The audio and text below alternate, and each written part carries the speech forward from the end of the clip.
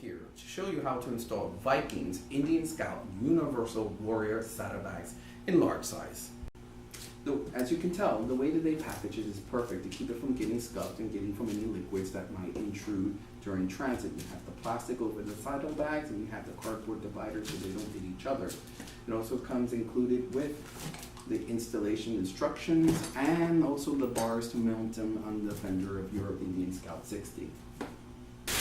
Now, as a pre-package, keep in mind that these Viking bags come in two styles: throw over, or you can mount them into a bracketing system, which I will go into later on. This is part of the throw over. This part here actually removes from two bolts on the inside. And inside the bags themselves, you have a little pouch here for whatever knickknacks you need to get to right away. As I mentioned before, the throw overs can be removed. There are two little widgets here that are affixed to bolts that will come out, leaving two holes behind, but in order to cover the holes, you do have these rubber grommets. Regardless of what system that you use to mount this Viking bags onto your bicycle, there are four things.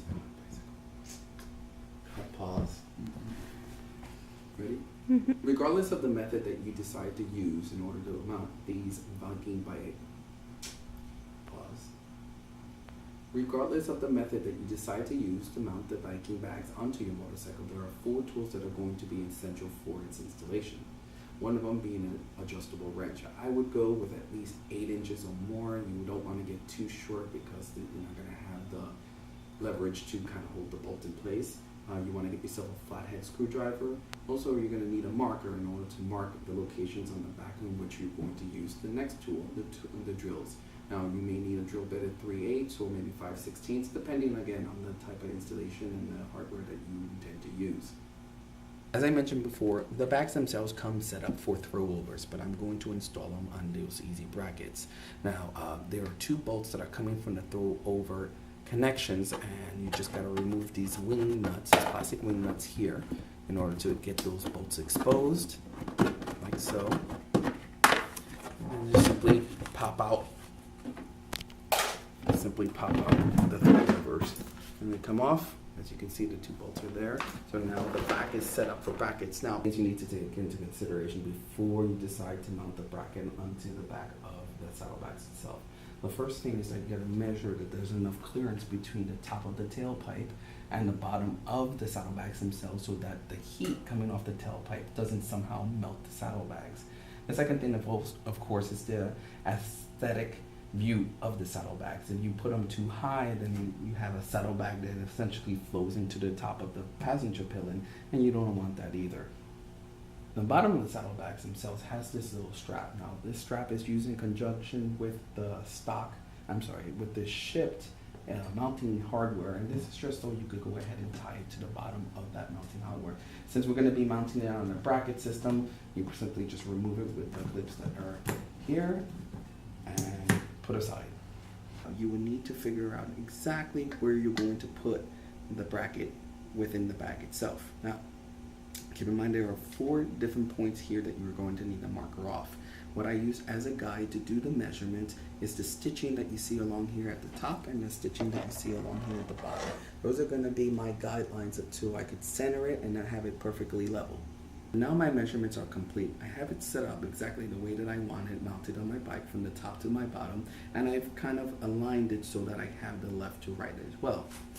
There are 4 holes you're going to need to drill here, and I have a silver Sharpie to help me along the way. You can use any Sharpie, but silver is usually the best because this is a black bag, and black may not be the easiest to use as a guide.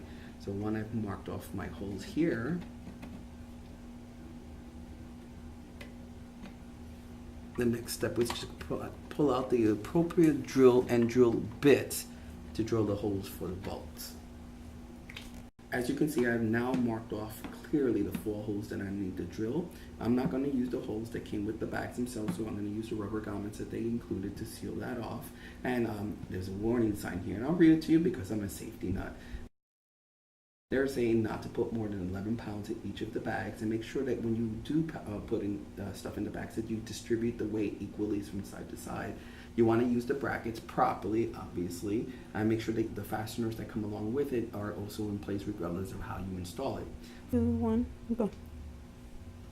Regardless of what system that you use in order to mount this to your bike, you're still going to need to drill 4 holes. Now, the drill bit itself depends on the mounting system that you use. Either which way, I'll always start off with a smaller drill bit to drill some pilot holes here.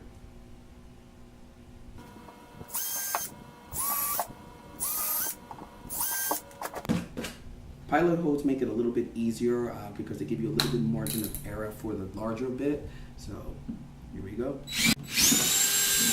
As you see, because I have the pilot hole, it's a little easier to drill right through. Voila, 4 new holes. Now, because it is plastic that you're drilling through, you may have a little bit of plastic remnants here that you just simply need to twist off. Don't leave it there because this needs to be flush with the bolts and the nuts that you're going to use next. Moving along, I have already put on the washers and the nuts on the 4 bolts that are coming in from this side. Now, I know I had mentioned before that you should use an adjustable wrench, but for this installation, it might be easier to use a socket wrench. So on one side, I have an Allen key holding the bolt into place, and I'm going to use the socket wrench to go ahead and tighten the bolts here until they're both, all of them, sorry, not both, until they're all nice and tight. So now, all the nuts are tightened, and this is ready to mount. It's just simple. Place it onto the spools you've already installed, and that's another video in itself. Drop it in, and your Viking bag is ready to go on your Indian Scout 60.